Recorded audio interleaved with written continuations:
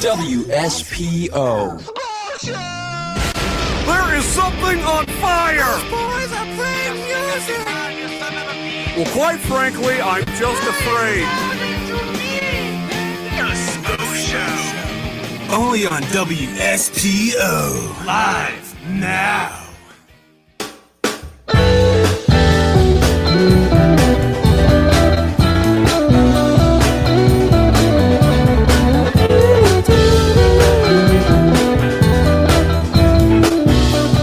Oh, man.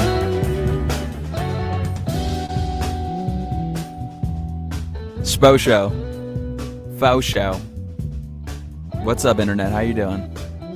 I'm doing great today. Yeah, I had my terrible Tuesday yesterday. Which is, that's when you go into the desert, or when you party. Let's just say that's when you party too hard. And then, you know, the next day, you're still partying. You still got the energy. And then the day after, that's a rough one. But the day after that, it's usually Tuesday, it's even rougher. So that was yesterday. It went pretty good though. I was at Building Man on Saturday night. Wow. When I first moved here to the Salt Lake City, that is like what I knew I was getting into. Is crazy like warehouse burner parties. And that's totally what we do here in Salt Lake City. I don't know. I love it. You're periodically, this is the Spo Show, and periodically in this episode 2 of season 2, self-proclaimed season 2, you're gonna hear my cat. And look at, where is he? You see him down there? Yeah. So he's at the window over there. You can't see it because he is too far away. But he's got a cone on his head. And you know, that's just like because he had an abscess on his neck. So that's just something that happens, I guess. Is that something that happens? Cats get sick sometimes. That is literally something that occurs. Why does that happen? Who knows? But he had a little thing. Now he's got a cone in his neck. He's meowing all the time. He needs to be just catered to, I guess. So just try not to be annoyed too much by that. What you will definitely not be annoyed by is the performers today. The music that's going to be on this show is going to be fantastic. So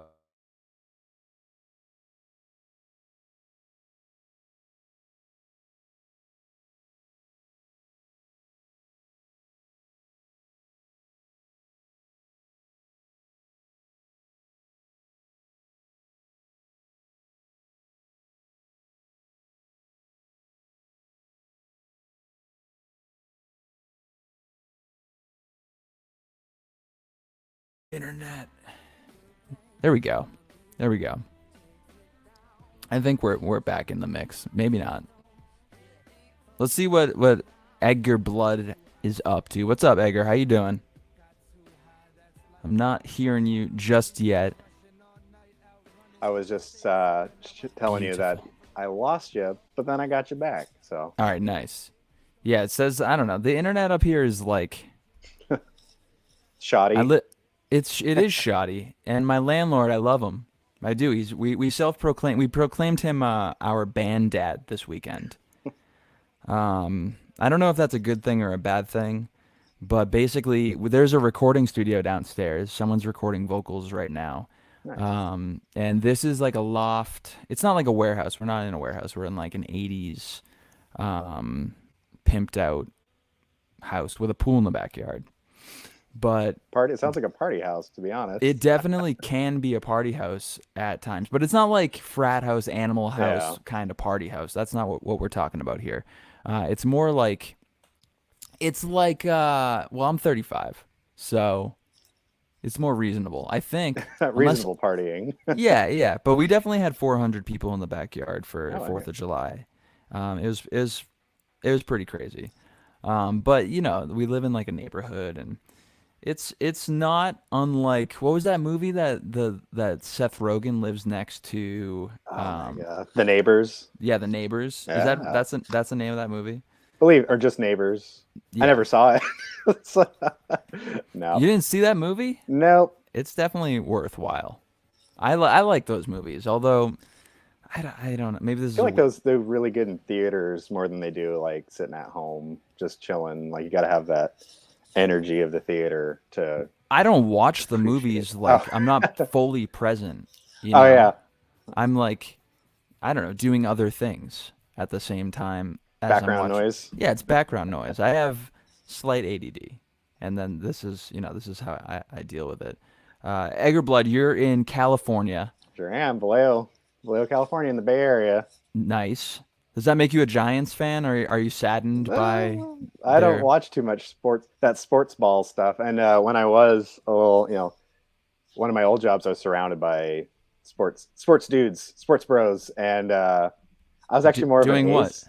Uh, Installing audio visual gear, actually. So Okay. AV kind of encompasses my life pretty much in every capacity. Would you say Uh, you're a audio geek? Do you find yourself Absolutely. really? Yeah. What's like the geekiest thing? This is gonna exclude so many people, but what's like geek out a little bit on audio? What's the geekiest thing that you've recently searched on the internet in regards to audio? Trying to not fix up, but upgrade some of my recording equipment. So I'm looking at like outboard compressors and, but not expect. I don't have a lot of money, so I have to like look at art. Art is a brand of music gear. They make tube pre's and outboard compressors for jug for cheap. So you can Where do they do this? I love the sound of this. Do they make tubes? they do well not tubes themselves, but they make microphone preamps, and they're Hmm. like you can get a single one for like $50, and I use them a bunch on a bunch of my stuff because I want to get that little saturation and stuff, a little more oomph out of like Oomph. say oomph out of like I've got a bunch of mics and then like a 57 through that like art tube pre on a cabinet, like it just sweetens it up a little bit, just a little something something. But they make a rack mount like like 8 tube preamps in one.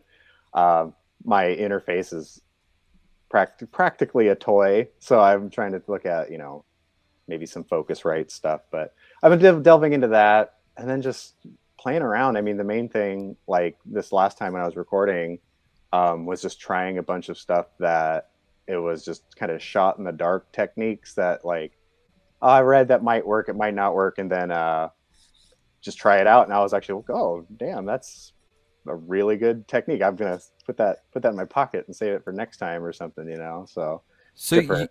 you're like I said, you're out in California. But I haven't told people that you are a one man band. Oh yes. And I've seen this a number of times that people like buy there's like one man band drum foot kits. Oh yeah. Farmers. Do you have that?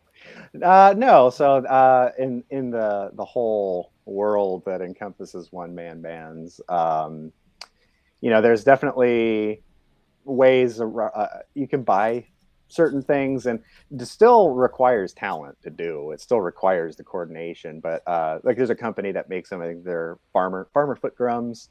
Um, a lot of guys use them. Actually, one of the dudes who's probably one of the bigger one man bands that I've ever come across, he uses one.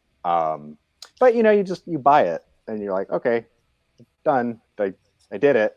But then there's a few of us that who piece together our rigs basically and try and be innovative about it, add a little spice to the rig to kind of make it your own. So mine's definitely that. I've got parts of my drums that are just from a full regular drum kit, and I got like special stands and stuff that I kind of just figured out to make it work. Trial and error, lots of that. So, but it's definitely an interesting thing to do. Is this a product of the pandemic? No, I was actually doing this like well before. I started Yeah. doing this in like 2017 as my thing that I like wanted to do. My situation was born out of like I have plenty of musician friends who I've been in bands with and connections and stuff, but it's always that thing where you never have the same schedule. It's like, oh well, when are you free? It's like, well, sometimes on Thursdays every other month from 3 to 3:30. So you got to sit there and coordinate a practice schedule. And I I always was like, find that really weird to do by myself. Like I was playing a show, or I was like just at a practice space, and a friend that was there, he was like, I practiced alone, and I found out that I can't play any of my songs. And I was just like, and then I saw him while I was playing by myself, and I was just like, I can't, like, no, I don't think anyone can practice by themselves. Maybe it's a little different for you because, like, I don't it's know, hard to, yeah, you I can't not definitely, practice that. oh yeah, no, I rehearse like 2, if not 3 times a week, just by myself to perfect everything. It's more for knowing that if I walk onto a stage, I can pull it off. I'm not nervous. Have Hmm. that doubt. I can know confidently if I walk up there and start playing, I know what the fuck I'm doing. Sorry, Yeah. I know what I'm doing. I'm not going to mess up anything that's integral to the sound. But there is something to be said about practicing by yourself. Say if you're in a 4-piece band or 5-piece band and you play guitar, I'm in, when I was in that, I was practicing, my lead licks and everything by myself so I could know when I go to practice. Like, I think it has a lot to do with work ethic to some degree. Who wants to be, when they go into the rehearsal studio, they're ready to go. They're not Yeah. flubbing up or anything crazy. But I No, definitely I know. understand. I just feel like when you're by yourself, and it's like I work ethic is not at play in this instance. It's just like I feel like what I do when I perform by myself cannot be practiced. I True. mean, so I'll like get through it like a verse and a chorus, and I don't know, go at it in pieces, but for you it's a whole other animal. You're like practicing drums with your feet, right? That's what Yeah, you mostly do. Do I you think have that's so. fans that, especially on Instagram? I know that like I found you on Instagram. I'm sure that's a big source of people getting to know you. Do people that have foot fetishes, do they ever, get in? Because like I've you never should try actually. that. I feel I like could, there's a whole yeah, market out there, barefoot, hashtag foot feet. I don't know. whatever. Yeah, Start I taking should pictures of do. what your feet are doing. Do you have hot feet? No, they're disgusting to be Really? completely Are you honest. sure that people like? But people like that. There's a niche for everything. I mean, No, I I'm could not. make a It's, OnlyFans of just like foot drumming barefoot, and that's what I'm saying. hey, I could buy more gear. I'm not into men's feet, but I am into feet, and I'm just saying, like, this is you got to pay the bills Yeah, somehow. you've opened my mind to a new thing. I'm always trying to figure out a new angle on stuff. So, dude, I'm down. Let's do it. Uh, I did pick through some of your songs. I didn't just I asked people to send me music, and Sure. I always feel really lazy about that because it's like I could also just listen to it myself, which I have done. I Thank you. watch your live videos, but I don't know. So for this show, I asked people to send me some stuff, and I liked the Mystic.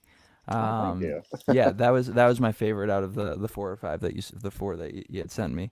But I have a problem that I can't really understand lyrics. It's not like that I can't hear them. It's just Mhm. that I my ADD or whatever it is just impedes my understanding of words put together in song form, especially in hip hop. Yeah. But so tell me about this song.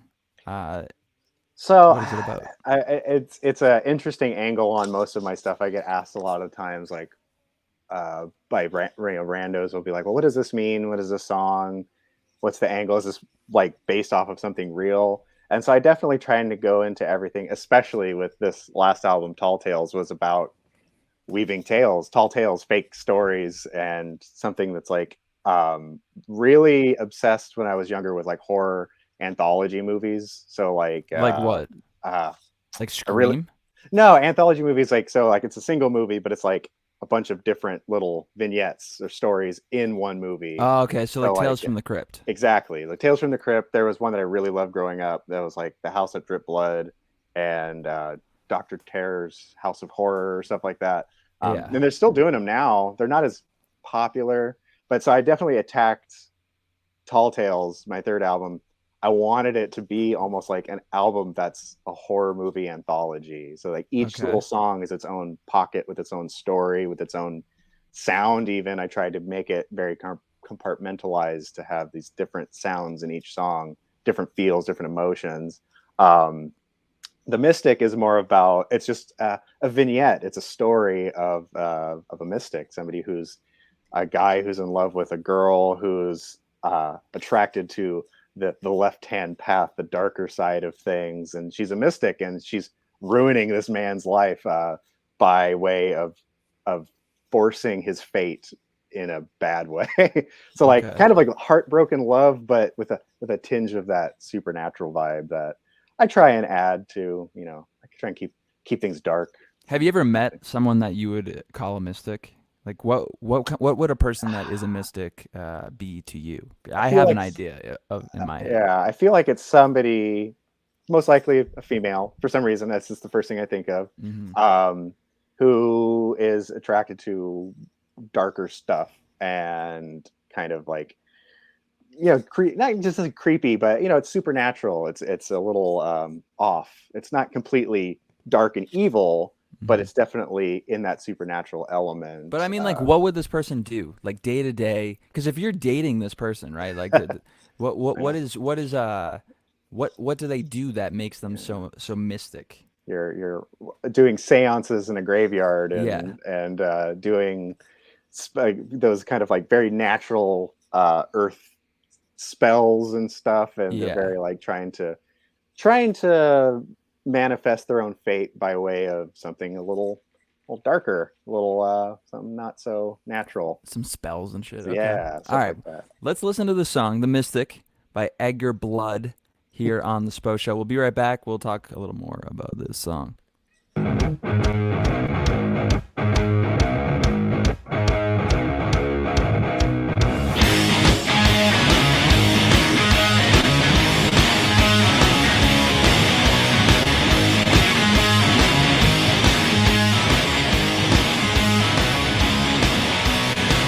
Stack 'em high like a paper limbs. Cut the deck, girl, hard as the sand. A sun, the moon, and training our stars. I didn't tell you that you break my heart. Now, sleight of hand, another trick up her sleeve. She's a mystic, spinning, twisted fate. The deck is dark against me every day. I die alone, a fool in love and in hate. She's a mystic, spinning, twisted fate. The deck is dark against me every day. I die alone, a fool in love and in hate.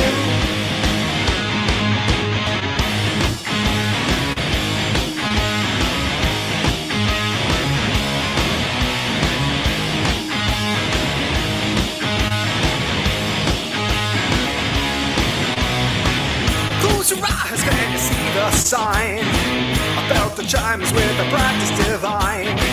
Sticks and stones, sage and smoke. I led the motor past the blood and bones. Now, sleight of hand, and now my future is clear. She's a mystic, spinning, twisted fate. The deck is dark against me every day. I die alone, a fool in love and in hate. She's a mystic, spinning, twisted fate. The deck is dark against me every day. I die alone, a fool in love and in hate.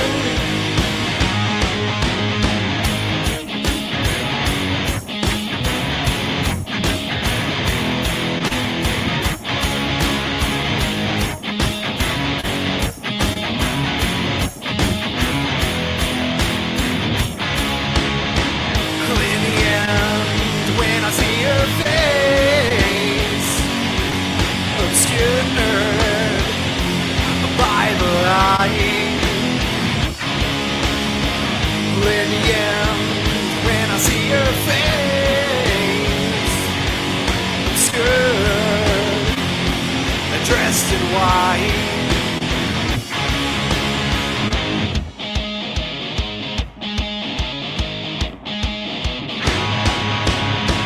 She's a mystic, spinning, twisted fate.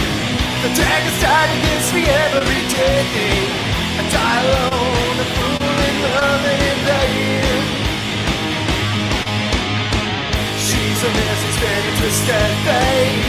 The deck is tired this me every day.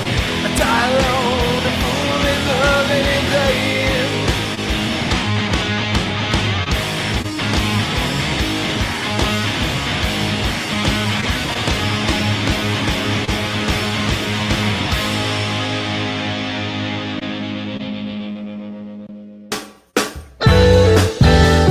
Oh yeah, the mystic there, Edgar Blood.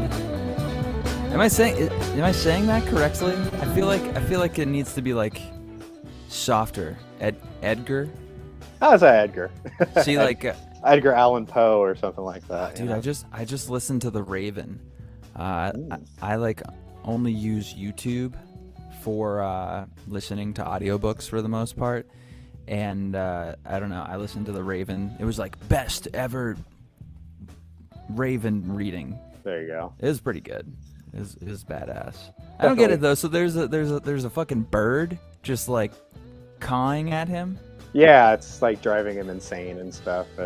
Did he kill someone or not? What's the? I honestly don't remember the entire thing. I actually read it a long time ago, and it's definitely a part of the, Telltale Heart or so, all of his classic Edgar Allan Poe stuff, which is. That's what I'm wondering though. Like the Telltale Heart, obviously he, like the main person, he like killed someone and the heart's beating, and he right. The guilt of Yes. that is being played out. But in the Raven, like I feel like he's like dancing around it. Like maybe he killed someone. Is that why people like it? Because they don't want to like conspicuous or something, or I think it's a lot of it, and it's actually really interesting in terms of like songwriting and stuff. It's very in that same thing. It's kind of that you were just talking about. Leave stuff just vague enough for people to kind of put themselves in the situation. Kind of like if you write like it was like Stephen King or like any sort of like horror writer that's very descriptive.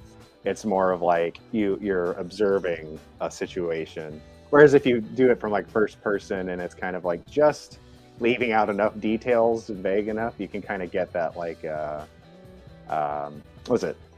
Twilight was the whole thing about why everyone was like, oh, it's garbage, it sucks and stuff, was that she wrote it super vague on purpose so that the reader. That's not why Twilight sucks, Edgar. Well, I mean, we all know why it actually sucks. It sucks because of that dude. Yeah, it's just it's a horrible portrayal of vampires, but it ruined vampires for 10 years. Yeah, it's not going to come back healthy for a long time. I think vampires are coming back. I've been getting more into it than before. I don't know. Yeah, it really did ruin it for me. That dude, what was that guy's name? He just actor. Yeah. Robert Pattinson? Robert the actor? Patterson. There's another movie though, The Lighthouse. That movie has him in it and destroyed any kind of weird fangirl, ultra famous hot dude-ness that was going on from Twilight. The Lighthouse just completely demolished all of that because that movie is jacked up and it is amazing. It's good. Okay. Very good. I highly recommend it. Are you telling me that maybe I should give Twilight a chance? Is No. that what this is?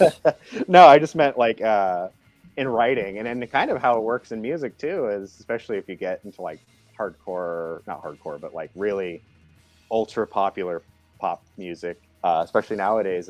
It's very written in this very vague sense where the listener, or in literature, the reader, or in movies, the viewer, you get this kind of vagueness so that they can like put themselves in there. And if you do that, you can develop a very good like connection with your audience. So I think that's definitely what happened in Edgar Allan Poe and Twilight.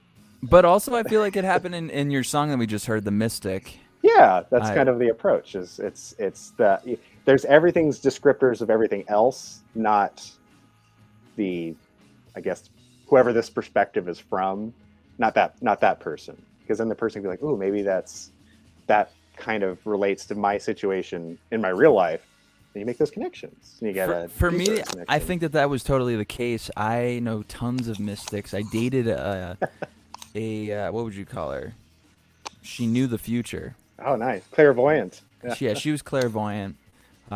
She read cards, but she was nuts. Dude. She could like literally see my thoughts. That's If kind I of w- scary. It was not good. It was not good at all because I wasn't like overtly committed to this girl, and it was yeah, it was she knew what was going on, and it was, but she literally was like, "What is that tree that you're seeing in your head right now? And Who?" you're like, what? I was like, "That's just like I don't know what you're talking about." And she's like, "She knew, dude." You should be like, what's the fucking lotto numbers? I Like, know. let's use this for something awesome. Well, I don't think it works that way though. I know. You Yeah. know, it's just kind of like tapping into somebody else's energy. And Hmm. do you believe in any of that stuff? Yes and no. I think there's definitely something to be said about things that seem coincidental. You know, I always like I love why am I blanking on the like murder mystery, like well, real life stuff, true crime, very true crime kind of stuff, and reading about like very heinous stuff. Just because it's interesting how these people function in a way where they like a true psychopath, the complete lack of empathy. And it's interesting to read and analyze it from a very sciencey, very like, oh, chemicals in your brain and blah blah blah and blah, blah, blah. But then there's some of them, like David Berkowitz or something, where they're like, no, this like demon was talking to me, and they're like, well, no, that's just this part of your brain and this chemicals and there's all this stuff, and there's certain aspects of it that like don't add up, and you're like, very interesting about, you know, supernatural stuff, especially in true crime. So if you have to pick, which side are you on? Are you like know. science or supernatural? If it's like a tug of Probably a war, little bit more science. Yeah, You on the know, science I side. love reading about string theory and all the kind of, you know, especially cosmology stuff, space. It's like it's so just deep, and I love getting. And most people like hate existential dread. Like I love to stew in that and just be like, oh my god, this is insanity. It's just nothing makes sense. what about like the Mothman prophecy? I kind of feel like that's like a happy medium between the two different realms of like totally science, but like science could meet you know, supernatural because it's like electricity. Right. I mean, it's not even just like Mothman prophecy kind of stuff, but like true, genuine, like butterfly effect stuff where it's not, you know, things down as simple as, you know, taking a certain route home differently than we would normally do, Yeah. and how that completely can change, every Can it though? decision. Can it Ah, really? yeah. I Who feel knows? like there's certain decisions that you make in your life that are in fact unconsequential or inconsequential, whatever Oh, the fuck the word absolutely. is. You know, so like there are. I have got into conversations that people are like, you know, like every decision you make changes your path. But like, we've all like played like had mazes and like there's many ways to like get through the maze, and Hmm.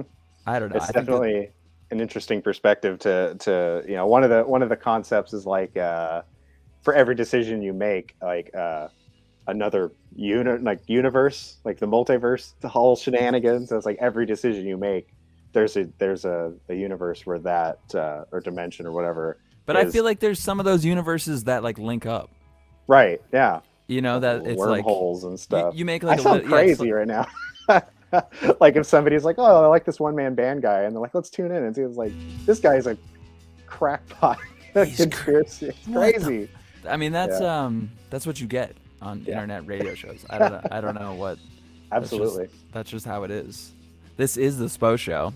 It seems like so. I used to do this a lot, Edgar. I used to do radio a lot, and it seems like I'm doing this on Wednesdays now.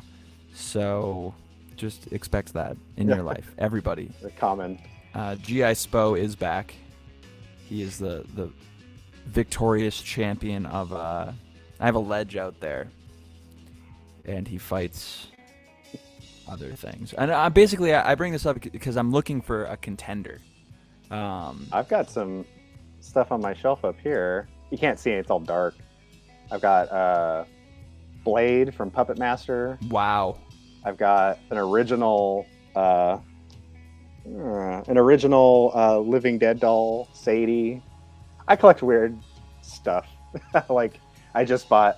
I'm obsessed with Puppet Master, and I have been since I was a little kid. Which is, if people who don't know what that is, it is the weirdest, funkiest B movie, straight to VHS B movie. Puppet Master. Yeah, it's I've heard of gnarly. it, but I'm not really familiar. It's so it's a '90s B movie, and it's puppets that kill people.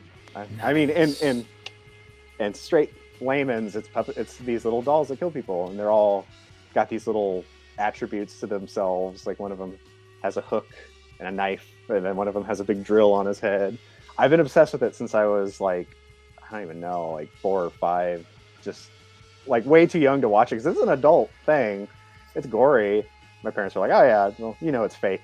And My then adult horror movie, or rather childhood horror movie that scared the hell out of me, that it always will impact my life, is Troll. yeah, those I- troll movies are Yeah. gnarly. I'm not gonna say Troll 2 because there is speculation that is in fact the worst movie Yeah, ever created. that's bad. Yeah, it's But then quite. it's got this charm to it. You know, those movies from the I love '90s VHS B horror, Full Moon Entertainment, Moonbeam, and Do you remember Empire. Chud? Yes, I've seen Chud. I have it So- on VHS. It's Ch- not just gross, gnarly, just nonsensical. It's but good. Chud, You know, Chud's a funny movie for me because the guy who made Chud, he like took the royalties and the residuals from that movie, whatever that was. It seemingly was pretty good. He took the money from that and he opened up an all ages music venue in Gloucester, Massachusetts. that's awesome. It was awesome. It no longer exists now. But yeah, it was open for like, I don't know, maybe 5-10 years, and a lot of bands that played in that area. I can't think of the metal bands, but like, Converge Oh, nice. and Bane. So you he was know. good. He was booking some pretty Well, no, legit stuff. That's Yeah. where they came from. It's not that that's where they Oh started. yeah. There weren't a lot of like all ages venues at that point in time, like 1997, 98. But I just always thought that was crazy. Not crazy. That's most people just do a bunch of drugs. This guy, he probably still did drugs. I mean, Yeah, right. after seeing Yeah. that movie. That's Um, very commendable. That's something that doing something like allocate because once you become kind of in, you start dabbling in so many other things. Like I love not just obviously just making music. I love making music, but I like making when I do some of the shorts and promotional material, or like some of the graphic design that I do for Edgar Blood, or even just the audio mixing and mastering, kind of just the computer work of actually doing any of the actual creative stuff. You start going into all these different pockets, and you start you like it, I like it, and you start trying to help other people in those avenues too. Like if a band was like, oh hey, would you want to help us like design a cover for a thing, I'd be like, sign me up, let's do it. Or it's not just about making the music and putting out my own sound anymore. It's kind of like I'm also trying to reach out and be like, hey, if you need a resource, especially bands that might not have access to like, oh, I got my kind of cruddy little demo, can you master it? And I would be like, I'll do it for free, I don't care, like I will do it. Just because when I was younger, I didn't have access to any of that stuff. I didn't have anybody who Do you gave have a crap. lot of bands that are doing that for you? No, not entirely. I've helped a lot of like my friends out.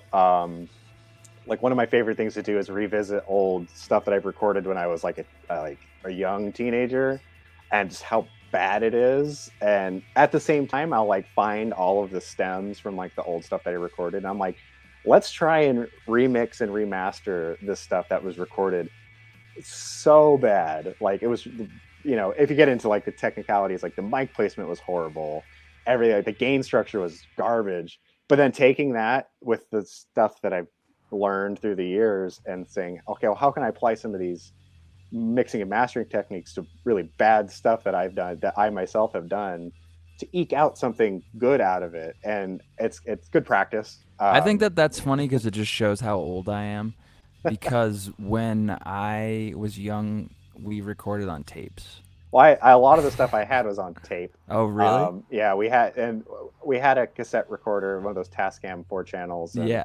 very quickly we realized that it Those was like, things well, suck. it's pretty bad. Yeah. A lot of people like are trying to make that a sought after thing. It's kind of like, I got one again because I was like, oh man, I should just go back to my roots and recover that. And then I tried it, and it was just like, just has like hiss. this crazy hiss to it. Yep.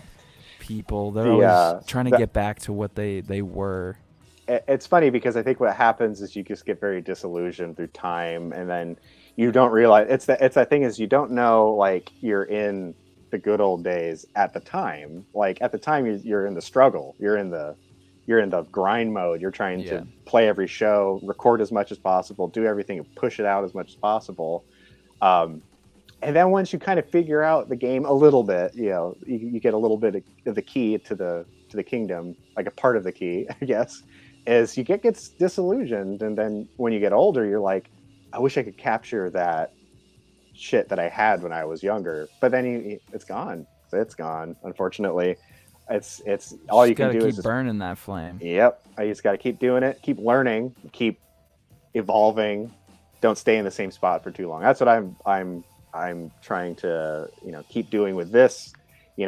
I have my album from 2019 and then 2020 and then 2021. They all sound, for the most part, they sound pretty, the same. It's the same. It's me. It's the same guy, but trying to change things up. I definitely don't want to stick in the same spot for too long, which is fun because then it makes the live show that much more like entertaining. It's intriguing. People aren't like, oh, it's more of the same for 45 minutes of just the same thing. It's like, oh, well, there's a story almost to the feel of the show. And so I'm trying to do is tell a story. Edgar Blood, this is the Spo Show. We're gonna get into another track of yours. This one's The Butcher. Let's hear it and then we'll talk about it. We'll be right back.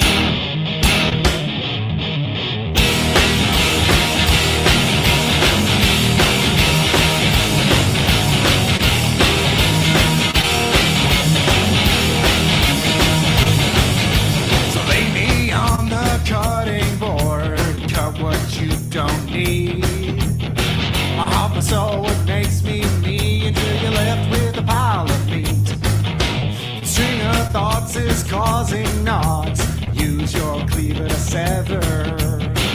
It's severe but clever, the ties that tie us together.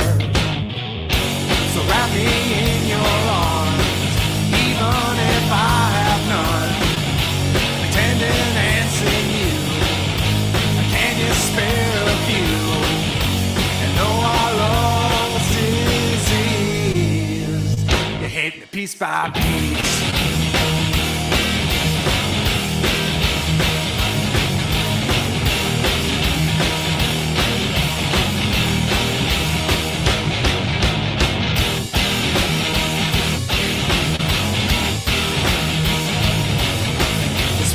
Down from crown to rump for the world to see. You're precise with a knife, with the daggers that you stare at me. Well, I guess this is what I get for sticking out my neck. I would use my voice to scream, but you done took that from me. So wrap me in your arms, even if I have none.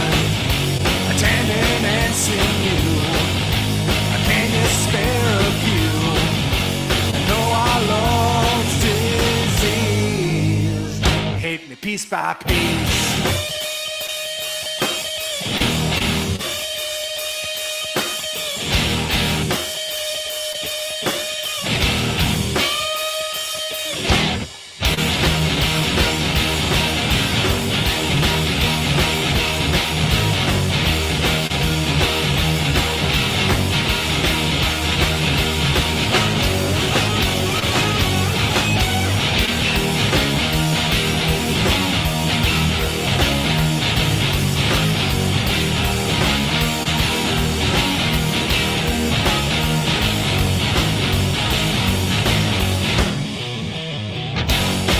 me in your arms, even if I have none.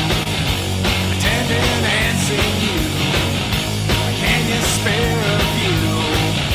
And though our love's disease, you hate me piece by piece.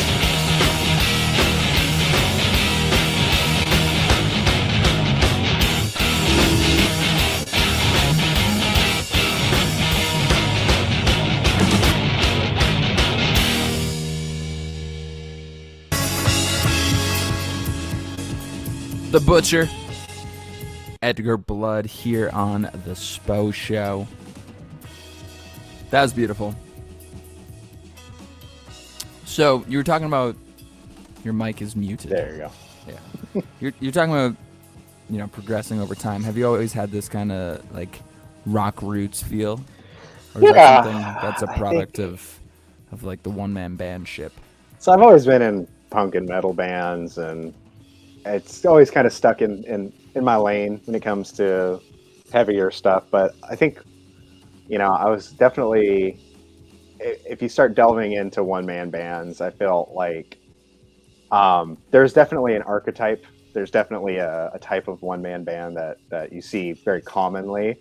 They all obviously like one White Stripesy kind of. I would say even more, because the White Stripes are definitely that very what did they say? It's very brash, very rudimentary, kind of bare bones, minimalist, you know, kind of stuff.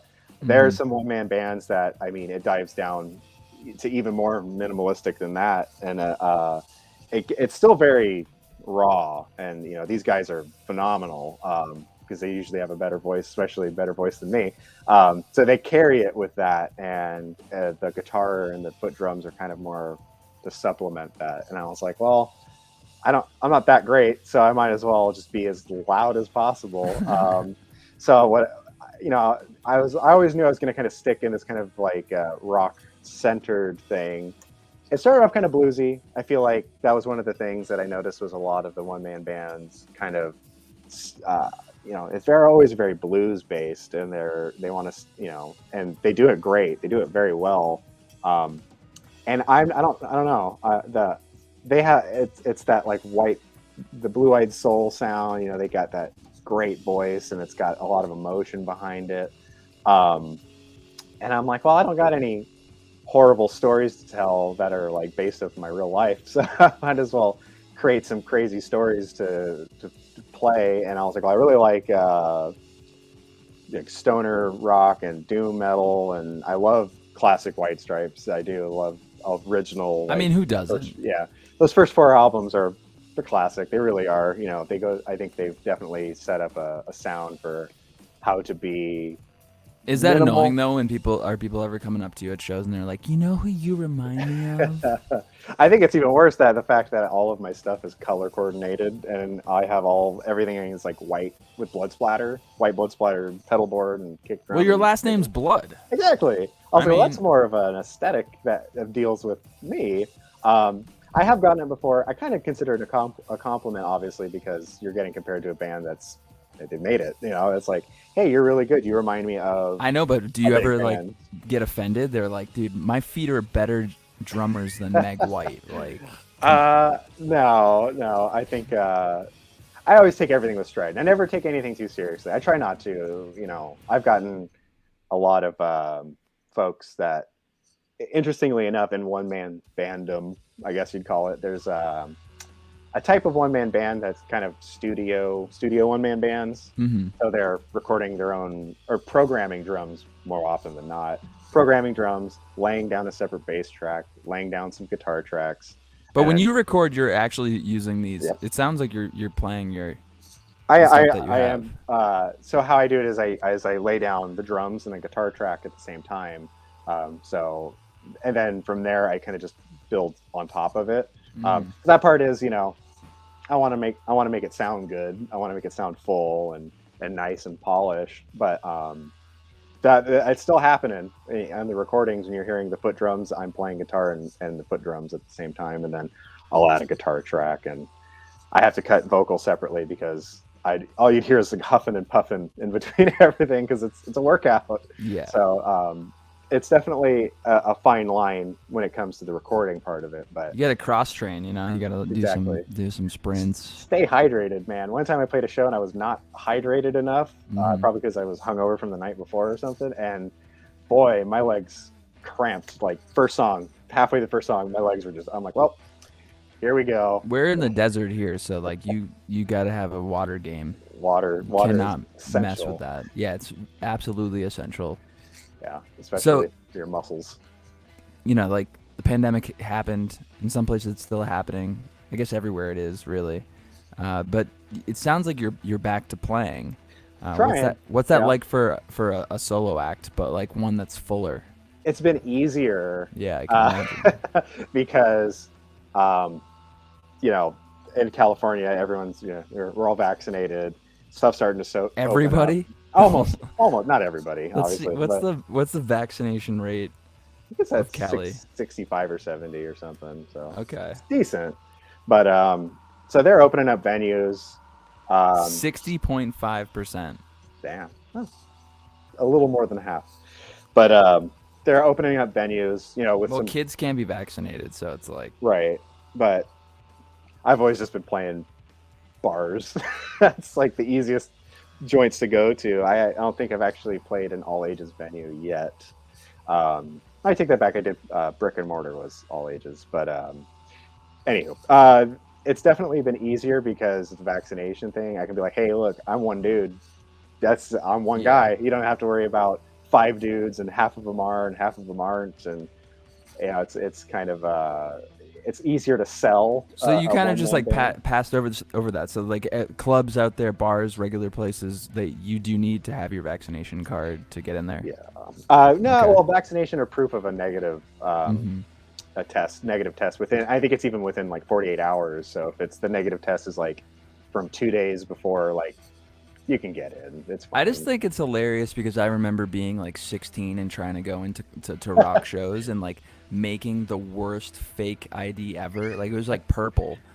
And now like 36-year-olds and like 50-year-olds are doing the same thing. Yeah. I guess it's not Well, really I got my card and I was like, you could just scan this and Photoshop it in like 10 minutes. Yeah. And you'd be good to go. It's so bad. They're just, you could definitely make those cards. Unfortunately. So, that being said, you just take the proper precautions. But the shows have been, they've been lax and in terms of, they're on top of it. But once you're in there, it's been nice, to be completely honest. It's, it's a little slice of normalcy. Going and playing a show actually feels like, I gotta It's get the a best. taste of the before times again. Yeah. Before the big 2020. So it's been nice. I've done a handful of shows, and then I've got some coming up here in Bay Area, and actually trying to go up more towards like Sacramento, just to spread my wings and get out there a little bit more. And it's been working. Like I said, it's been easier to book because it's an easier sell. It's not a bunch of dudes being loud, and it's also like, as far as the pandemic goes, it's like less people that could be carrying the right. virus. Yeah, it's one dude walking in, and I'm doing all of it, like carrying my own gear and driving to the venue by myself. It's a lonely world, but somebody's got to do it. That is the one concern I have. Of like, I used to book a lot of bands like touring bands, and I don't know if it's worse to be alone or better, because if you're like on a long countrywide tour, you have to deal with the smell of like 4 other people. I've been slowly. Actually, I had some big plans in about February of 2020 that completely got demolished because of the pandemic. I was trying to go out to Seattle and Portland, and I was going to do a little mini, maybe 3 or 4 shows, and just come back down just real quick. Totally didn't happen just because of the pandemic. Those venues, they had to cancel pretty much everything. Obviously, that was in the beginning of 2020. But so I've been dipping a toe into the idea of logistically what it would take to tour, and I'd love to do it at some point, but yeah, time will tell. But I honestly feel like being by myself would be much better than some of the horror stories I've heard. Being in a band and going on tour and ultimately hating the people you're with. It sounds Yeah. suck. But Sounds kinda lame. the problem with being by yourself is you could still ultimately end up hating the person that you're with. Yeah, you're. Yep. Like I've definitely found myself in Austin, Texas, and places in this country. I'm just like, God damn it, I'm still with me. What am I doing here? What am I even doing with my life right now? Yeah. What are we doing is a good question. This is the Spo Show, hanging out with Edgar Blood up in the Bay Area in California. I'm in Salt Lake City. Okay, so we're coming to a close here, at least with you, Edgar. So I have 10 questions Okay. that pertain to the past 51 minutes that we've been chatting. Okay. First I one. forgot all of it. I know I have to, but it's just like quick, not that quick, but like pretty quick answers. It's like a flash round. Okay. Let's see if you pass. All right, question number 10. What kind of car do you drive that you would tour to these shows? I want a Dodge Ram ProMaster 2500 tall ceiling, black. I want it. Wow. I've already figured it out. Wow. If you're out there and you have that vehicle, you're lucky, and also maybe you could sell it to Edgar Blood. I want one hella bad. Number 9. When's your birthday? August 9th, 1990. So that makes you a Leo. Yeah. That's I asked that because of the mystic questions. Number 8. Have you ever done any tarot card pulls or got your cards read? I used to own a tarot card deck that I used to just sit there and stare at the pictures, especially the Fool, the Death, and like the Hermit. I used to love the art of the tarot cards. I didn't learn them. I used to love sitting there looking at the artwork. Basically, it was like an old deck from the 70s, so it was very old school. I loved it. Number 8. What is the worst horror movie and best horror movie that you've seen in the past year? Worst? I watched this really horror. I don't know if it's necessarily a movie, but I watched a documentary about demons and ghosts. That the whole thing was the Wikipedia page of demons being read over stock images on like it looked like a PowerPoint presentation. Where did you watch this? Just on Comcast or cable. So I went on and I was like, "Ooh, that sounds good." And 15 minutes, I was like, "I can't do this. It's just the most dumbest thing I've ever seen in my life." Did you see the movie that was like The Man from 3032 or something like that? No, it doesn't sound familiar. I'm hoping it's horrible, and I'll look it up. Yes. Best, to be honest, was a show called. It was a show, and it was called Them. Was just I don't without spoiling it too much. I think I might have seen that. It was I think Amazon specific. I think it was Amazon. Anywho, I watched it, and I watched. It's really easy watch. I think it's 1 hour episodes. I think there's maybe 7 or 8 of them, or 8 or 9 of them. By the end of it, I was just floored because it's supernatural and it's horror. It's body horror. It's psychological, but it has to do with racism in Southern California during I think it was the 50s or 60s, and it's just everything is just so well shot, cinematography, everything. It just floored me. It was just great to me, and it has an incredibly impactful message. So very good. Oh, and The Lighthouse, and that might have been from a couple years ago. Actually, whatever. that was actually 8 and 7. So this brings us to 6. Number 6. What products do you use in your hair? None. No products. Sorry. Dove Men's Care shampoo and conditioner. Okay. So your and hair that's just it. comes naturally to you. This is all natural. Yes. Unreal. Number 5. Solid state or tube? Solid state. Really? Yep. That was an upset. There's some odds in Vegas right now that the line was definitely pushed towards tubes on you, and that's You'd Wow. be surprised. I walk into every show. I use a Fender FM 212 100 watt solid state Fender amp from, I think it was like 2013 or something, or yeah, 2013 or something. Um, yeah, I have tube amps. I've had played shows with tube amps. I've done not tours, but like legs of, couple half and half shows. And I've never had a reliable tube amp. I've never had. I'm not saying that they're not Wow. reliable. I've never had a reliable Well, it tube is amp scary because they could break at any point. any moment, and I'm like, I can't live my life with that doubt. Ooh, I usually So just bring two, but that is right, crazy.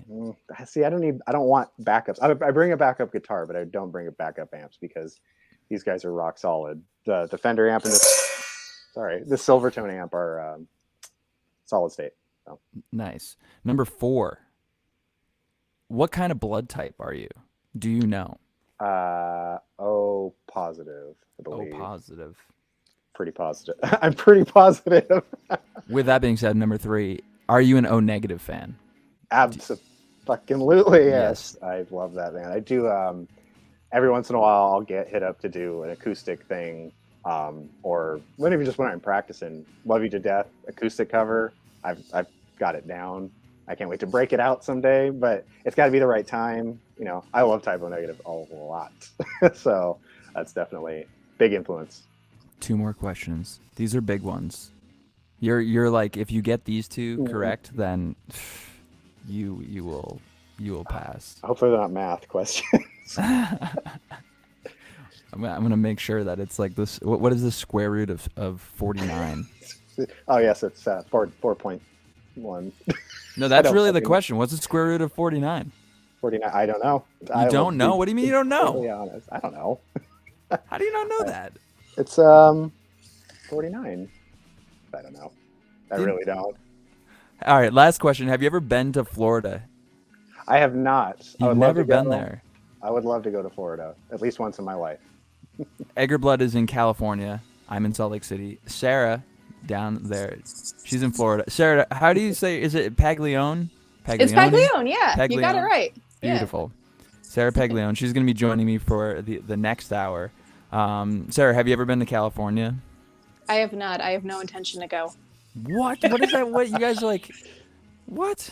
There's like earthquakes over there, and Says the person that has like crazy Monsoons, hurricanes. hurricanes are fine. You can run outside in a hurricane. Nothing's gonna happen to you. But an earthquake, I don't know. I can't control an earthquake. Like things are gonna be falling. All right, I'm she's afraid of not them. wrong about that. We had an earthquake here in Salt Lake City back like March 2020. So like things are crazy anyways, and then we have an earthquake, and I've never questioned reality so much. They're gnarly. It wasn't they're even scary. me. Like my body was just like, bro, like if we're gonna have like a unstable like floor space, I don't know. It was rough. Yeah. So No, I've been in some pretty gnarly ones, and they definitely have a different type of existential dread behind them. I don't. How many earthquakes have you actually been in? That I can remember, probably 5 that were like okay, this is some shit going on. I mean, to be fair, Sarah, I've been in like 5 terrible relationships, so it's like which would you rather? What's the way that we want to go into? All right, Edgar Blood, thank you so much for hanging out on the Absolutely. SPO show. I'm gonna get into a final track of yours. I was thinking of the tune. It's called "Winds in the East." Since we have Sarah from the East, There you go. she's here. All right, thank you so much for having me. Yeah. It's been a pleasure for sure. Edgar Blood, where do people find you on the internet before we Instagram, tail off? Facebook, Spotify, you name it, I'm probably on it, but you got to look because the algorithm hates me. So you got to type it in. Well, I mean, blood is probably like a heavily searched thing. Maybe. I don't know. I feel like that's a search term people would use. This is the Absolutely. SPO show. Edgar Blood here with Winds in the East. Sarah Paglione on in the next hour. So hang out. We'll be right back.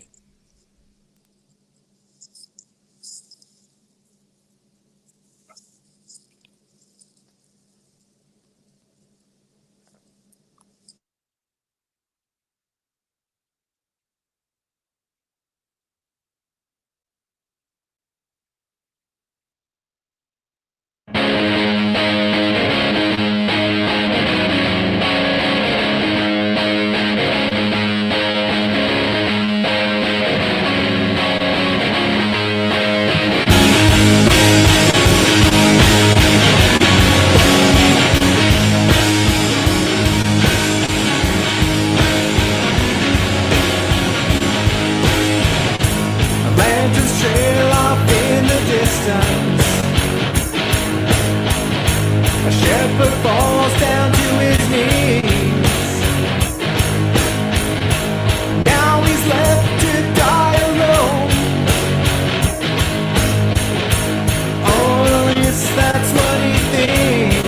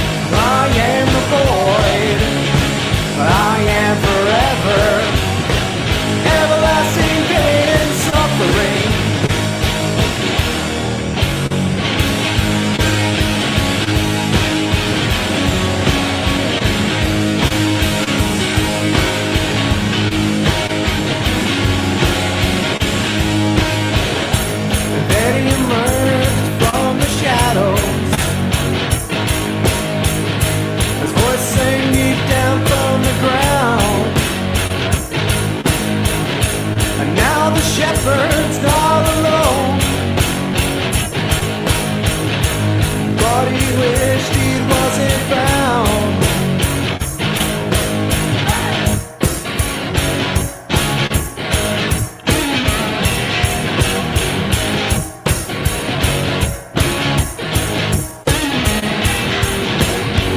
I am the void, I am forever.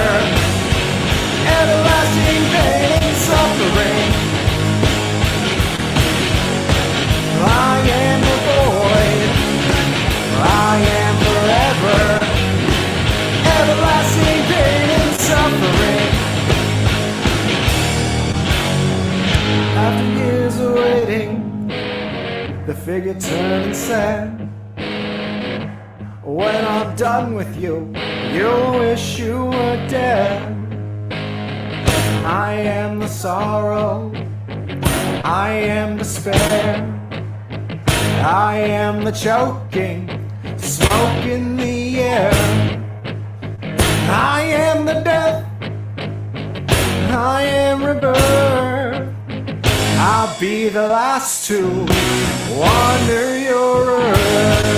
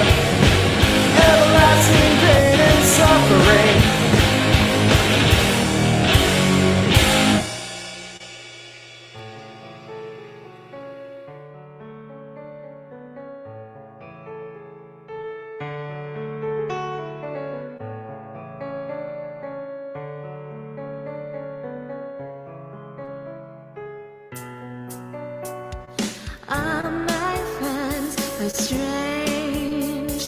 They helped me write this song. I hope they never change. Sometimes they sing along. All my friends are strange. Please don't ever change. They tried to tell me that I'm crazy, but that it's just a state of mind. The future looks a little hazy, but I feel fine. All my friends are weird. I tell them that's okay. You'll never be alone as long as you have me.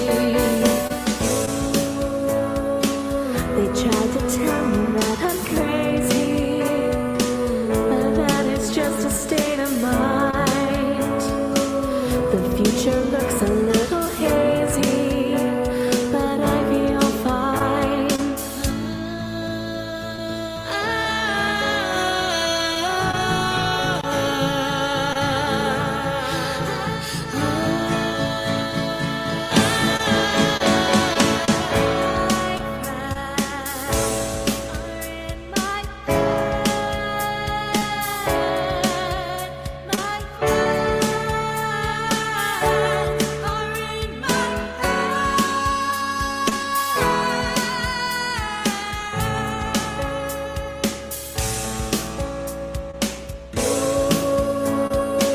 They try to tell me that I'm crazy, but that is just a state of mind.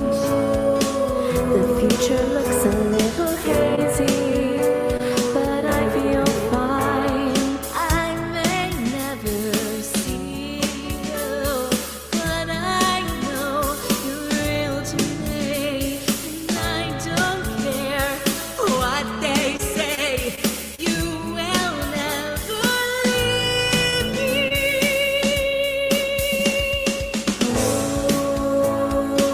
They try to tell me that I'm crazy, but that is just a state of mind. The future looks a little hazy, but I feel fine. I know that I can take on anything if you're by my side. I know that I can take on anything, 'cause you are mine.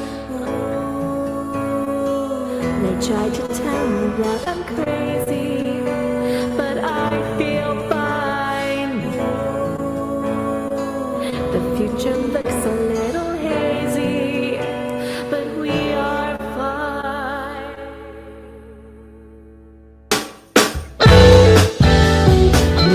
Spo Show. Sarah Paglione.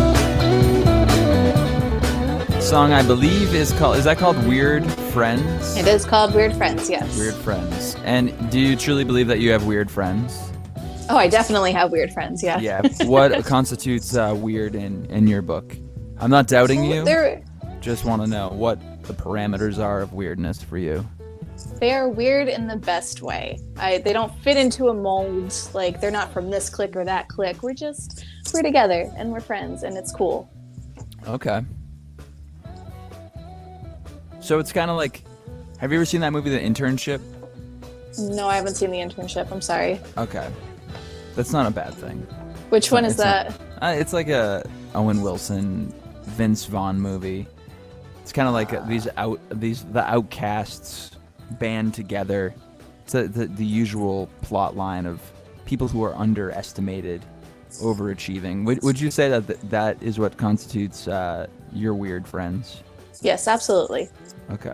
What? So the other part of that song, that was my favorite of the ones that you had sent me. Is that it sounds like, did they actually help you write the song? It says that your weird friends help you to write the song. My friends will inspire me to write. They don't actually help me write. I write everything myself. But a cool thing with that song is that it was completely written in a stream of consciousness. So it was written by some kind of higher power, some muse telling me, write about your friends. That's what happened. I like it. My friends definitely, I don't know, they influence my creativity for sure. So you're down in Florida. Mm-hmm. You said a little north of Miami. Yes, 2 hours north of Miami, a small town called Port St. Lucie. Port St. Lucie, okay. Yes. Two immediate questions that I have to know about this area.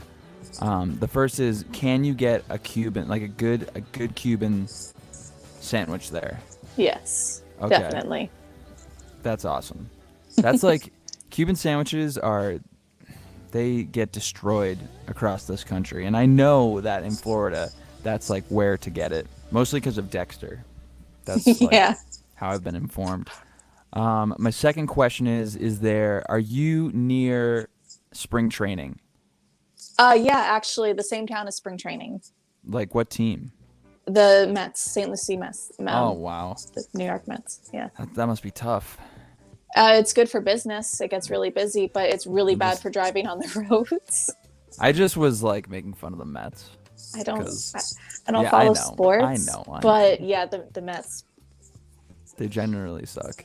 Yeah. So, you know, because I've been to like spring training. I haven't been to it, but I've been down to Arizona, and it really is. It's a totally crazy occurrence that every March it becomes this tourist haven. What's that like for shows? Does it help the shows that you play at that time? I don't think so. I could be wrong because everybody's out and they're drinking, and I guess like in the bars in St. Lucie West, which is like 20 minutes north of me, they probably get a little more business. But usually it's just people that come to see the games, and they come out to eat too. So I work in a restaurant, so that's good. Nice. Florida is, you know, there's Florida Man. There's a lot of crazy stuff that happens down there. Do you find yourself in these crosshairs, and does your music come in between those crosshairs? Like, do you ever have crocodiles come in to where you're playing? That would be awesome. But no, that's never happened. Is it, or it's a gator? It's not a crocodile. Gators, alligators. Alligators. Okay. Yeah. How long have you been playing piano for? I used to play keyboards in a band when I was 14 years old. I'm 29 now. But it was really just like memorization. I would memorize solos and I would go and play them to the best of my ability. But seriously playing, like I took lessons. I think it's been almost 3 years now that I've been playing seriously. But before you would say that you weren't playing seriously. You were just like, I feel like you were always playing seriously. But now you're like, your seriousness has developed. Yes, I'm Serious 2.0. Before this project, I was mostly just doing vocals in bands. Okay. Yeah. Do you miss that at all? It's a lot easier. Yeah, I can imagine. That's what I mean, is like you're playing keys. That must be stressful to be singing and playing, and you're doing the bass and the leads. It's fun though. I think I prefer playing an instrument versus just doing vocals. I don't know if it's because I'm insecure, and I think like if they see me playing an instrument, they'll know, oh hey, she's actually talented. Mm-hmm. So then you have to step up, is what you're saying. Yes. Yeah. It's intense. Playing and singing can be, I don't know. It's just it's a lot of coordination. Yes, it is a lot of coordination. Most of the time I just go up there and hope for the best. I got your last name correct off the bat. Sarah Paglione. Mm-hmm. That's Italian, right? It is. It's an Italian. Do you have any Italian roots that you grew up with? Any traditions or foods that you ate? No. No, really. All the Italian in me comes from my father's side, which I don't really resonate with. Okay. On my mom's side, I'm like third generation American from Finland. Oh, okay. So I'm really more. I feel like I fit in more with my mom's side of the family. Like we grew up making Finnish bread. That was like the one thing that we. Technically, all bread is Finnish bread. You know what I mean? Is it? Well, yeah. I mean, like it's not like half-made bread. It's finished bread. Yeah. Right? Bread from Finland. I forget what it's called. Pulla. It's called pulla. Pulla. Pulla. I'm sorry. I know that joke was terrible. It was terrible. It was like there. And have you ever been to Finland? No, I want to one day. It's beautiful. Yeah. Is that where the fjords are? The fjords? The fjords, or is that Sweden? I think where are the fjords? That's like Norway. Where are the? I just like yeah, it's in Norway. Yeah. All those Viking. That's like a Viking area, right? Mhm. Yeah. So do you like Viking? You know, media.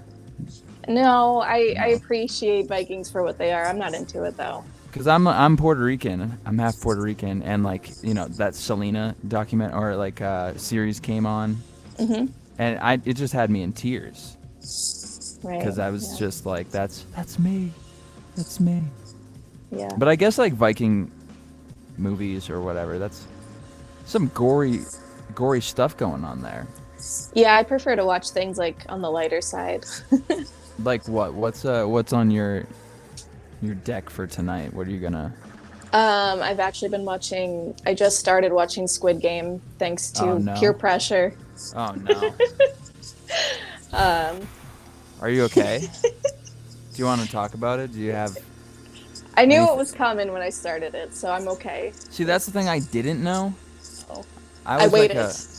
a first watcher, and it didn't really like explain the plot well.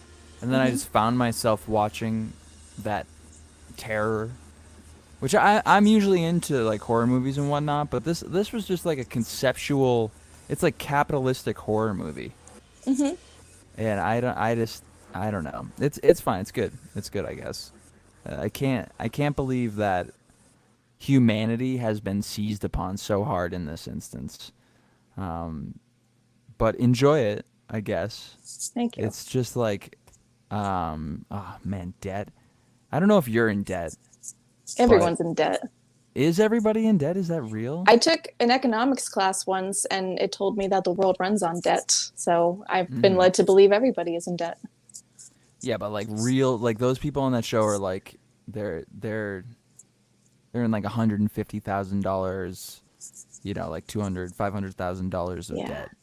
Yeah, I hope I'm never in that position, and I feel very bad for everybody who is. Yeah, I don't know. It's pretty crazy. Sarah Paglione, you're in what you said, Port Lucie, Florida. Port St. Lucie. Port St. Lucie. Do you know? Yes. You know that St. Lucie is an Italian saint. No, I did not know that. Saint Lucia. She is the saint of light. Oh, that's beautiful. Yeah, it's the story comes from something that's a lot less beautiful and more like Squid Game like. Oh, okay. She like basically, I think she I can't remember how the story unfolds, but she either was in love with a pagan or like was trying to like love a Christian. I don't know. There's some kind of like religious situation that happened there, and they killed her. But she stood for her religion, so it must have been Christianity. You can Google it. It'll do a much better job of explaining it to you. Honestly, I thought they just made the name up because there's no port here. They called it Port St. Lucie so more people would move here. But there's no port. Later in the show, we're gonna premiere one of your songs. It's called "Abandon Me." Yes. We'll chat about that a little more. Right now, I'm gonna get into this cover that you did. I really enjoy this. Speaking of watching things, have you seen the Britney documentary on Netflix? Yes. I love Britney. I've been a fan of Britney forever. My first CD was Baby One More Time. So, Really? yeah. This is good. That was a good time. Yeah. Like a good time in music. Buying $20 CDs from Sam Goody. Do you have Sam Goody down? I in love Florida? Sam Goody. I actually grew up in New Jersey. I moved here when I was 11, and there was a Sam Goody in every mall. Yeah, they were. I mean, think about buying a $20 disc with 10 songs on it right now. Like, how much is $20 in 1997? Like, what does that translate to now? $20 in 1997 would probably be somewhere like $40 now, wouldn't it? 40 or like something. I can ask the Crazy. internet that. But imagine spending $40 on 10 songs on CD. I guess I could imagine doing that on like vinyl, but CD, Yeah. I don't know. Well, let's hear it. This is a cover of Baby One More Time by Sarah Paglione. We'll be right back here on the Spo Show with Sarah.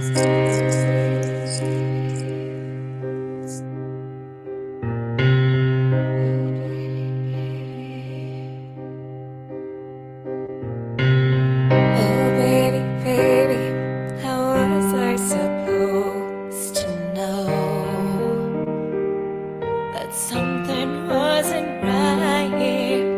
Oh, baby, baby, I shouldn't have let you go. Now you're out here saying, show me how you want it to be. Tell me, baby, 'cause I need to know now what we've got. My loneliness is killing me. I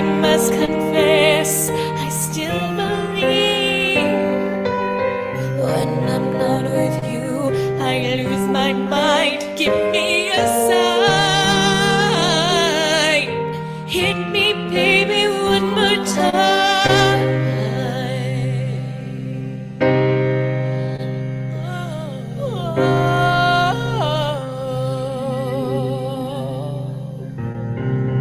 Oh, baby, baby, the reason I breathe is you. Though you've got me flying, oh, pretty baby, there's nothing that I wouldn't do. It's not the way I planned it. Show me how you want it to be.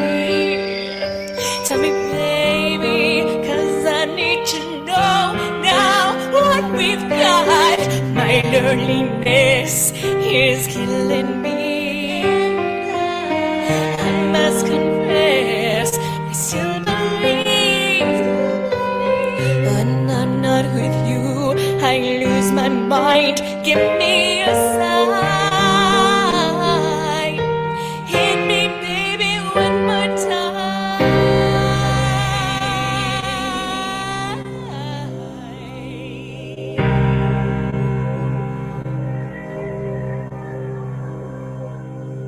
Oh, baby, baby, how was I supposed to know?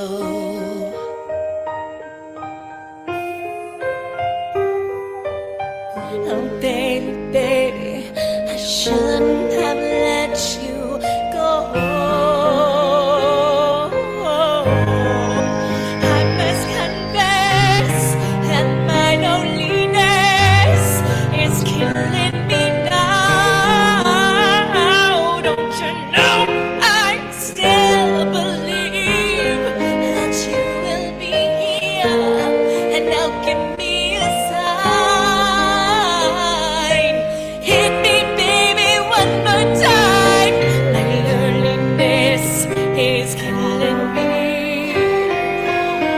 I must confess, I still believe. When I'm not with you, I lose my mind. Give me a sign.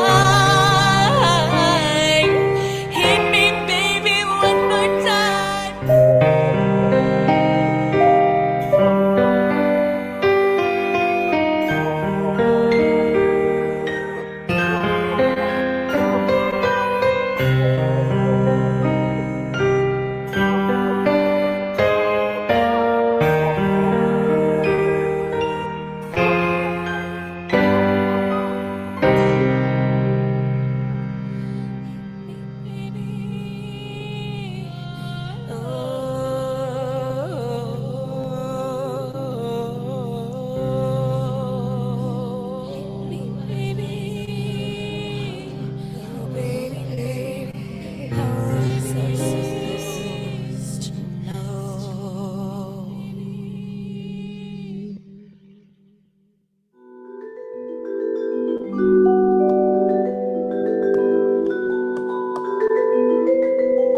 Show. Sarah Paglione. Little cover of Hit Me Baby One More Time there. That was gorgeous. I enjoy it thoroughly. We got some 3D Chew in the background. They're from Atlanta, Georgia. You ever go up to Atlanta, Sarah? That's kind of close to you, right? Yeah, a couple times. Yeah, my grandma used to live in Atlanta. Oh yeah. The aquarium the aquarium there is really cool. Being in a city, because I don't normally go to cities, is awesome. Like they have the CNN building. I don't know if that's still there. I haven't been there. Like CNN is in Atlanta? I think so, yeah, because there used to be, like, the Cartoon Network store was in there. I had this really cool Powerpuff Girls shirt I got from that. That was a really long time ago. That's probably not there anymore. You describe yourself as sad girl rock or sad girl music? Sad girl piano music. Sad girl piano music. Yes. Do you feel sad? All the time. Yeah. I struggle with anxiety and depression, and music is how I get a lot of that out. How so? Like just playing music, writing music, all of the above? All of the above. It's like when you're writing a song, you have so many feelings and you're putting them all down on paper, and a lot of feelings are going through you, and then it's like done, and then you breathe, and it's gone. Like those feelings are gone. They're in a book somewhere. You don't have to feel them as strongly. I don't know if that makes any sense. Yeah. But yeah, that's my therapy. Just write them down, perform them for people. I don't know if it's becoming desensitized to it by singing the lyrics all the time. But yeah, that's how I deal with my problems. How long have you done this? Writing lyrics since I was 11, 12 years old. Yeah. Yeah. How did you know that you could even do that at that age?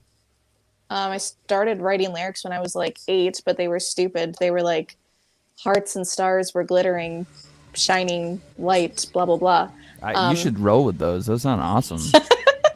I don't know what's wrong with that. I sang that in front of my friends in elementary school during recess, and I got made fun of so badly.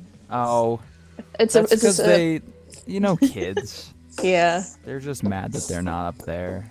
Or, there's so many things. Well, when I moved to Florida when I was 11, I hated it. I hated it with a passion. There was nothing here. So I just spent a lot of hours locked away in my bedroom and writing lyrics and melodies and trying to play them on the piano. Why'd you have to move? What was the situation? My grandparents moved down here, and then they wanted my family to follow. Even though I think me and my sister both said it was hard because we were like, no, we don't want to leave. But at the same time, we have like the best theme parks in the country here. So yeah, because of Disney World, that's what you're not Disney, Universal. Because of Universal. Yeah. So are you're anti-Disney? Not World? anti-Disney. It's fine. It's perfectly fine. But Universal's my home park. Islands of Adventure. That's where I'd rather be. I've never actually been to Universal in Orlando or wherever it is. Yeah, Orlando. I've been to a Universal in LA, and that's like interesting because you're actually at like where they shoot the movies. Do they shoot? Well, I mean, Nickelodeon used to be down there. Did you watch Nickelodeon growing up? Yes, of course. Yeah. Yeah. I don't know. I'm like I'm slightly older than you. I didn't know if. Oh, gotcha. Like the generation of Nickelodeon that it was still on and whatnot. I'm positive of. Yeah. I really like cartoons. Even now as an adult, I really like cartoons. Okay. So what's like a modern cartoon that you watch? Star versus the Forces of Evil is really good. Okay. The new She-Ra and the Princesses of Power is awesome. Gravity Falls isn't new, but that was one of the best cartoons I think that's come out. I've heard about this. It's on Disney Plus, right? Yeah, it is. Mm-hmm. Yeah, it used to be on Disney XD like 15 years ago. I don't know what time it is. What year it is. Yeah. Yeah. I thought it was a newer show, but I've never watched it. Someone told me to watch it. So it's really good. But I don't have Disney Plus. I don't support Disney in a different way. Okay, that's fair. I don't know. I have enough services that I pay for. My sister pays for Disney Plus. I know. There's so many people. People are always like, "Oh man, I'll give you my password for Disney Plus," and I'm like, "You just gotta trade usernames and passwords." I know, but everyone has Netflix. You know what I mean? I have like, it's like Catan. I have resources that like people already have. Okay. I need to get like some rogue thing. Like Paramount Plus. I have Paramount Plus, but I don't know if I have a password for it. I don't know if that's how that works. Sarah Paglione, all the way from Southern Florida. I think it's funny that you have one of the most passionate things that you've said in this episode of the Spo Show was that you hate Disney. I don't like. See, there it is. I'm a thrill seeker. I need to have the thrills. So you're telling me that there's no thrill when you go to Disney World? Just a lot of crowds and a lot of anxiety. Uh-huh. I don't know, Space Mountain is awesome. The Haunted Mansion is awesome, but spending $100 and whatever to go for 2 rides is... Mm-hmm. When they open the new Tron coaster, though, that I will be there for. They're doing Yeah, it sounds like you go down. You're just like more partial to Universal Studios. yeah, like I'll go. I'll just be like, Universal's better. Have you ever played at any of these locations that the local performers play at, like Disney World? Like, come see my set next to Mickey. I don't know if they ever do like local shows or whatever, but they do have the Rock the Universe and the Night of Joy where for the Christian bands. And I saw Flyleaf at Disney World for Night of Joy one year. That was a really good show. You're a Flyleaf fan? It's their first album.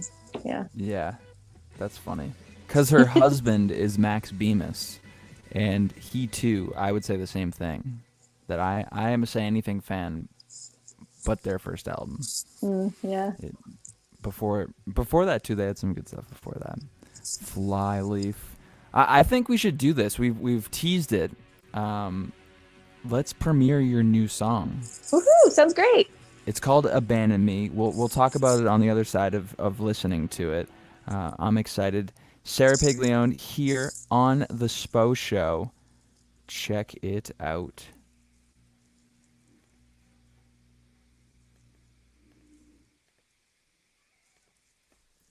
To cry, though it's been so long, I couldn't tell you why.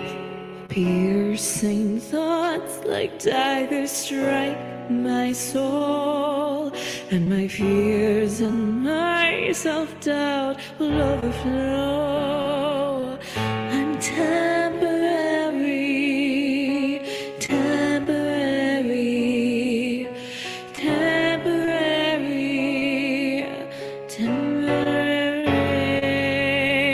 I can try to tell myself you've chosen me in these darkest times. It's what I must see. If I let my concentration go, you'll leave, and all that I'll have left's a memory. Memory, memory, memory.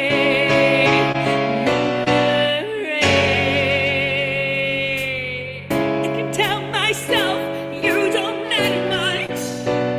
You are only here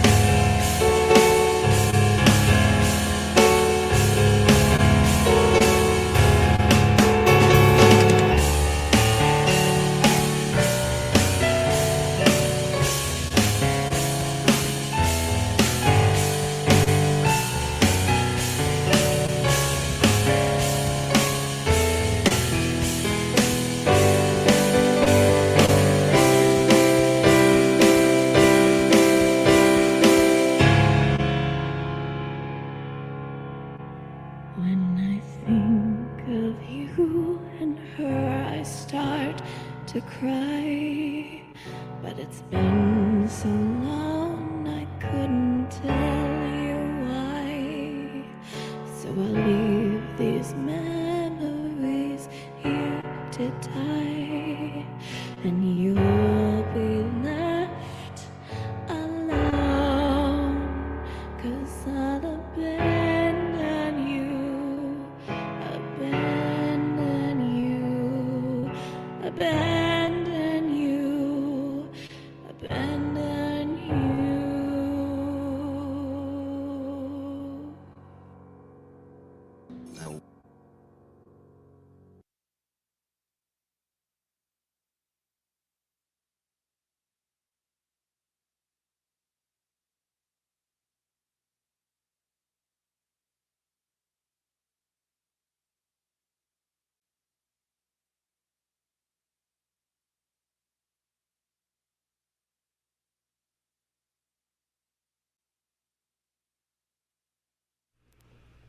Sarah Paglione, live here on the Spo Show. That was amazing. Abandon Me. That was the premiere of it. How did it feel? So good. Yeah. Yeah, because I've been wanting to share this forever. I love this song. How long is forever? In this instance, not like, you know. Not in general. Yeah. I wrote the song, I think 6 years ago. 6 years ago. I've been sitting on it for a long time. Yeah. Oh man. Yeah. That's intense. Yeah. 6 years. What made it hard to release it? I was doing an electronic thing before I was doing this, and it was like kind of my gateway into writing my own music. And I wrote that song when I had no concept of music theory, and I don't know how it came out sounding as good as it did. There was just some timing issues. And it was never the right time. Like, I still have tons of unreleased music from my last project because it wasn't right, it wasn't ready. But I just feel like that's such a great song, and I have so much feelings for it still after all this time, and I had to put it out. What is it about? Getting cheated on. Oh, really? Yeah. Yeah, I guess there is that line that you're talking about, seeing them together. Yeah. Is it therapeutic? Is it actually like helpful to put that feeling into music, or sometimes is it hard for you to relive that? Sometimes it's hard to relive it. Sometimes during a live performance, you try to relive it a little bit just so you can give it more emotion. Maybe if I could tear up just a little bit, that would be great. But I think overall, it is therapeutic because I don't dwell on that anymore. I don't feel the anger that I used to feel when I would sing that. You've kind of like compartmentalized it with the song. Yes. Yeah. Nice. Yes. I should do that. I mean, I guess I have, but yeah. that is quite therapeutic. I was talking to Edgar Blood about his hair. Your hair is definitely I'd say a feature. Thanks. How often do you dye your hair? I just touched it up last night. Yeah, it seems like it's a pretty regular thing. Yeah. I mean, I gotta look good. Yeah, it looks awesome. Thanks. At least once a month, I touch it up. Yeah. Roots and all. Yeah. And you do it yourself? Mm-hmm. I actually have a license in cosmetology. Yeah. I never did anything with it, but I have it. So at least I save money. Yeah. That shows. It's pretty badass. Thanks. And it seems like you have like a little set there. Do you use that often? Is this like a pandemic thing that happened that you created this space to live stream from and such? Mm-hmm. I have fairy lights too, but they broke. I gotta get new ones. Fairy lights? Yeah, like the little sparkly, flashy, pretty, like teeny tiny lights. I would turn them on Christmas if they lights? Yeah, but indoors. So we call them fairy lights when they're indoors. Okay. I've never heard that. Yeah, it's a real thing. I didn't just make it up. To me, they're always Christmas lights.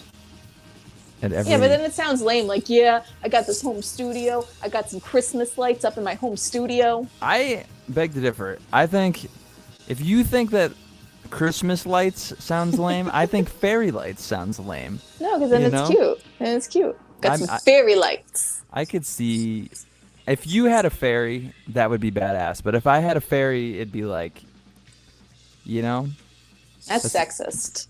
I'm just telling you how it would be perceived. Okay. all Like right. I know what you I get that, but be that as it may be, I would need like. I mean, imagine like little G.I. Spo here. He's like a fairy. He's got like wings. That's adorable. I don't know.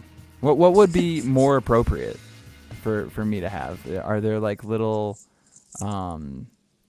it'd be like the devil, the devil on my shoulder. I think that would be little gnome, little garden gnome in my hair. He just like lives in there. That's very cool. What about shows? Do you have any shows coming up that people should know about? Yes, I'm actually playing this Sunday at a place called Rizzo's Lounge in Fort Pierce. And November 20th in Melbourne, Florida. That's all I have lined up. What's that place? Do you remember? I don't remember. I'm not up there that often. I should probably know the name of the venues that I'm promoting. It's okay. I can't Where would people remember. find that information though? They're like, I gotta go see Sarah Paglione play. It hasn't been announced yet, but when it is, I'll be... Oh no! She'll be back. Don't worry. We're gonna listen to one of her songs right now. That's Sarah Paglione.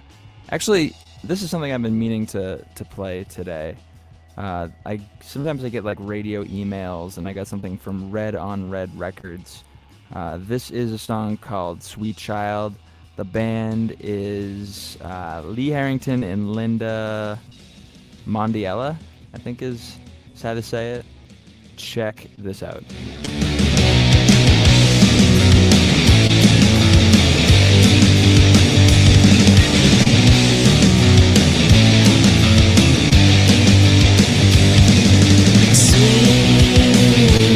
Sweet child, sweet child, you drive me wild. Sweet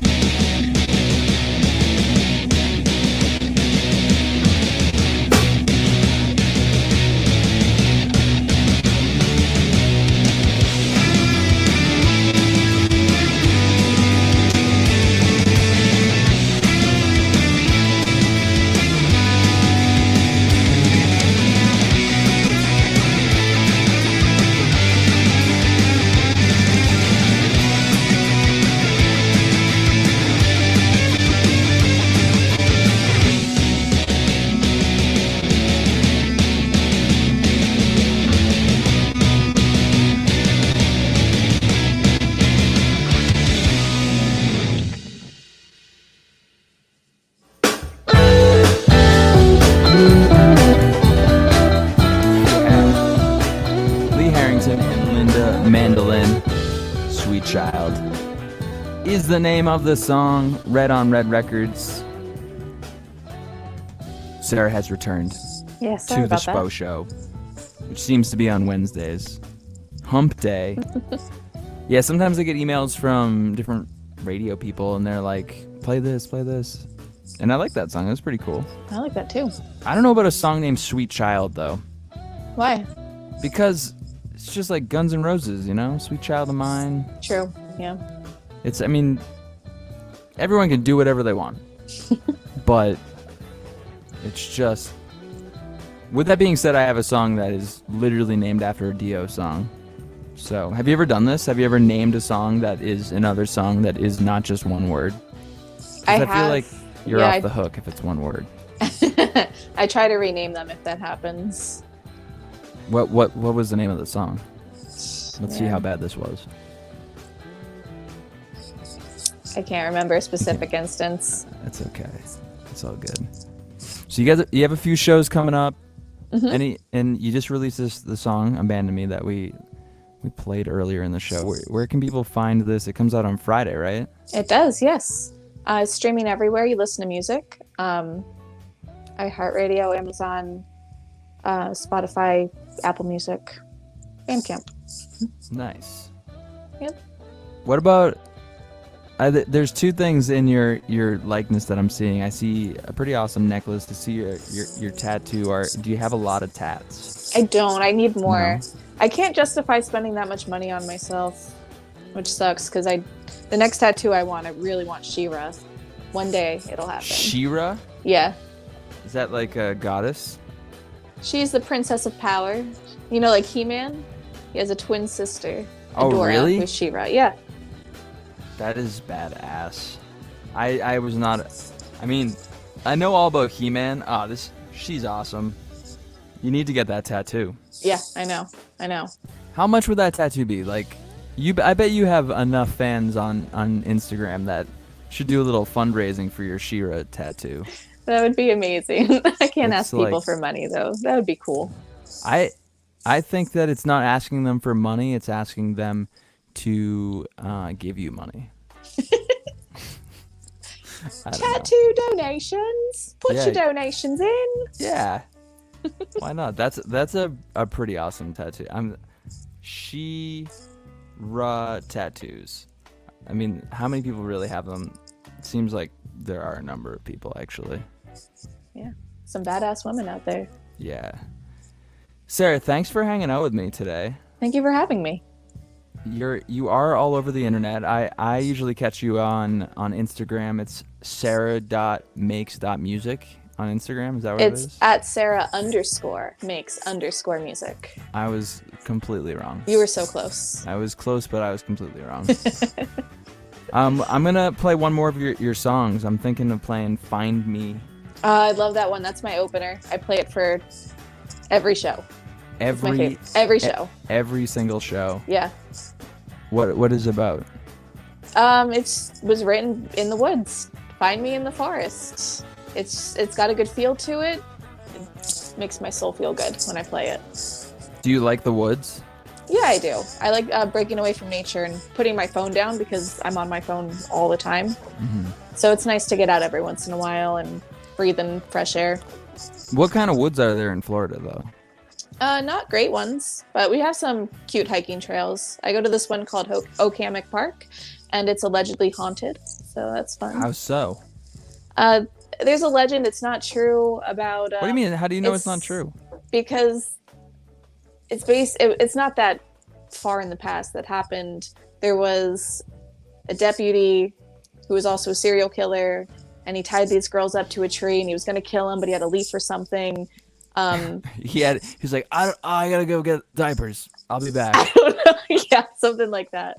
I know that he actually did bury people at Hutchinson Island, which is in this area. I don't think... I mean, I could be wrong. There could be plenty of dead people at the park. You're betting against it, though. I don't know. I've been there many times, and at night, I've never seen nothing. Okay. Well, hauntings, they bring people like tourists, people like to see that stuff. Yeah, I think they were going to make a Salem. movie about it too. It's called The Devil Tree. Have you heard about? Maybe Pepper could inform me better about this, but there was like a Florida couple that was in southern Utah, because I'm in Utah, and just the male returned, just like the boyfriend returned, and the girl was missing. Like she went missing in In- Utah? In Utah, yeah. Well, somewhere, but yeah. When was this? Utah. This was like last month. Oh, yeah. I remember my coworkers were saying something about that. Yeah, Yeah. I don't know. On the topic of that, I guess. Yeah. Sarah Paglione, thank you so much for joining me today. Thank you for having me. Yeah, this is the Spo Show. I'll be back next Wednesday. Check Sarah out. Sarah_makes_music. Yep. That's Until it. then, stay clean, everybody. See you later, Sarah. Bye. Thank you. Thanks to you.